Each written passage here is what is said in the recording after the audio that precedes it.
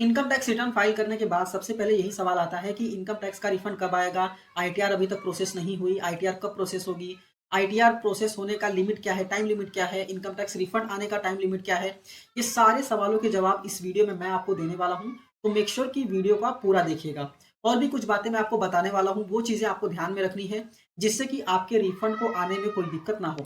तो आइए वीडियो को स्टार्ट करते हैं। तो मैं पहले यही आपको बता देता हूँ कि जो टाइम लिमिट होती है ऑफिसर्स के लिए, मतलब इनकम टैक्स डिपार्टमेंट को जो टाइम लिमिट दी गई है आईटीआर प्रोसेस करने की और रिफंड इशू करने की, वो क्या है? तो वो बेसिकली जिस साल में आप आईटीआर फाइल कर रहे हैं, वो फाइनेंशियल ईयर एंड होने के बाद 9 महीने का टाइम रहता है इनकम टैक्स ऑफिसर्स को कि वो आपका आईटीआर प्रोसेस करें और आपका रिफंड आपको दे दें। एग्जाम्पल से समझते हैं। मान लीजिए अभी आप फिनेंशियल 2023-24 का आईटीआर फाइल कर रहे हैं, ठीक है? आपने जून में आईटीआर फाइल कर दी। ये जून 2024 जो है वो कौन से फाइनेंशियल ईयर में आता है? तो वो है फाइनेंशियल ईयर 2024-25, ठीक है? और इसका फाइनेंशियल ईयर एंड होता है मार्च 2025 में। वापस मैं रिपीट करता हूँ, फाइनेंशियल ईयर 23-24 का रिटर्न फाइल हो रहा है। मान लीजिए जून 2024 में आपने फाइल कर दिया, ठीक है?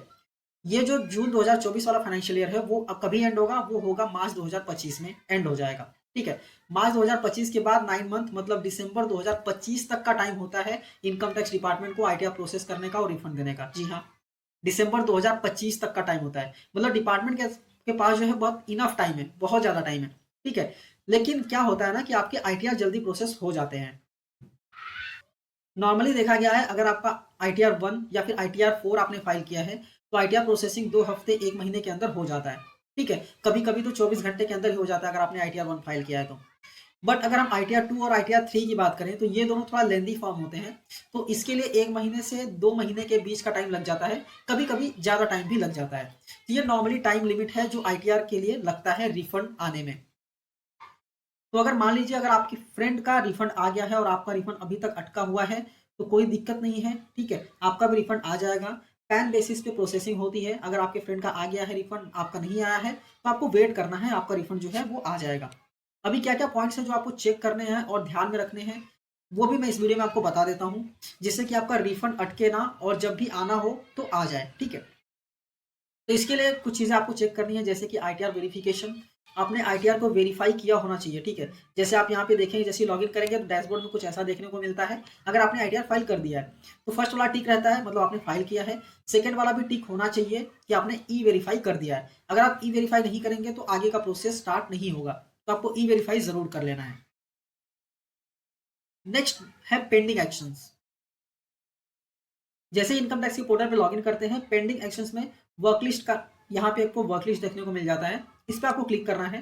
जैसे ही क्लिक करेंगे ना, तो क्लिक करने के बाद यहाँ पे देखना है योर एक्शन या फिर योर इन्फॉर्मेशन में कोई भी चीज़ें नहीं होनी चाहिए for that particular financial year. For example financial 2023-24 का रिटर्न आपने फाइल कर दिया है, तो फाइनेंशियल 23-24 से रिलेटेड कोई भी यहाँ पे पेंडिंग एक्शंस नहीं होने चाहिए, ठीक है? वापस हम पेंडिंग एक्शंस में जाएंगे तो यहाँ पे वर्क लिस्ट हमने चेक कर लिया।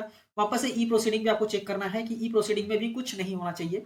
अगर कुछ है तो पहले उसको आपको सबमिट करना पड़ेगा, देन ही आपका रिफंड जो है वो आएगा। तो पेंडिंग एक्शंस में ई प्रोसीडिंग में क्लिक करने के बाद यहाँ पे योर एक्शन में देख लेना चाहिए कि कुछ भी नहीं होना चाहिए, ठीक है? और ये सारी चीज़ें बेसिकली अगर वर्कलिस्ट वाले जो आइटम्स होते हैं, जैसे वर्कलिस्ट में मैंने देखा, उसके बाद ई प्रोसीडिंग में देखा, ये सारी चीज़ें में अगर कुछ भी आता है तो आपको मेल भी आता है, तो आपका मेल भी आपको चेक करते रहना चाहिए, ठीक है? नेक्स्ट बात करते हैं बैंक अकाउंट्स की।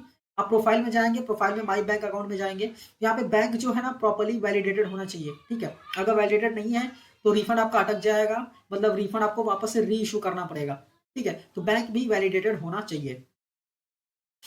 मान लीजिए सारी चीज़ें परफेक्ट हैं, कोई दिक्कत नहीं है, ठीक है? और 2 महीने 3 महीने हो गए, आपका रिफंड नहीं आया, प्रोसेसिंग अटका हुआ है, तो आप ग्रीवेंस सबमिट कर सकते हैं। ग्रीवेंस कैसे सबमिट करते हैं?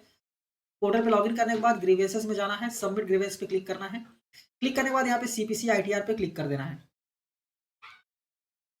क्लिक करने के बाद यहाँ पे सब कैटेगरी में, ठीक है? अगर प्रोसेसिंग नहीं हुआ है तो प्रोसेसिंग पे क्लिक करना है। प्रोसेसिंग हो गया, रिफंड नहीं आया तो रिफंड पे क्लिक करना है, ठीक है? एग्जाम्पल लेते हैं, रिफंड नहीं आया तो रिफंड क्लिक करना है। इसके बाद सब कैटेगरी में बहुत सारे ऑप्शंस दिए रहते हैं। आप अपना ऑप्शन सुटेबल आपको चूज करना है। चूज करने के बाद उसको सेलेक्ट कर लेना। फॉर एग्जाम्पल मैंने अदर सेलेक्ट किया, ठीक है? इसके बाद क्या करना है, बहुत सारे ऑप्शन हैं, आप सेलेक्ट कर सकते हैं जो भी मन में आए, ठीक है? मतलब जो भी आपसे रिलेटेड हो वो आप सेलेक्ट कर सकते हैं। इसके बाद आपको असेसमेंट एरिया चूज करना है। यहाँ पे आपका ग्रीवेंस का डिस्क्रिप्शन जो लिखना चाहते हैं आप लिख सकते हैं। इसके बाद अटैचमेंट्स भी यहाँ पे ऑप्शन मिल जाते हैं। आपको अटैचमेंट्स ऐड करने हैं और सबमिट ग्रीवेंस पे क्लिक कर देना है, ठीक है? तो अगर आप ग्रीवेंसेस भी सबमिट करते हैं ना, तो इससे भी हाई चांस होता है कि आपका रिफंड और जल्दी आ जाए। ठीक है? तो आई होप आपको क्लियरली समझ में आ गया होगा सारी चीज़ें। ये वीडियो अच्छी लगी तो इस वीडियो को लाइक कीजिए, अपने दोस्तों के साथ भी शेयर कीजिए और ऐसे ही वीडियोज़ को देखने के लिए चैनल को सब्सक्राइब करना मत भूलिए। मिलते हैं नेक्स्ट वीडियो में। Thank you for watching and all the best.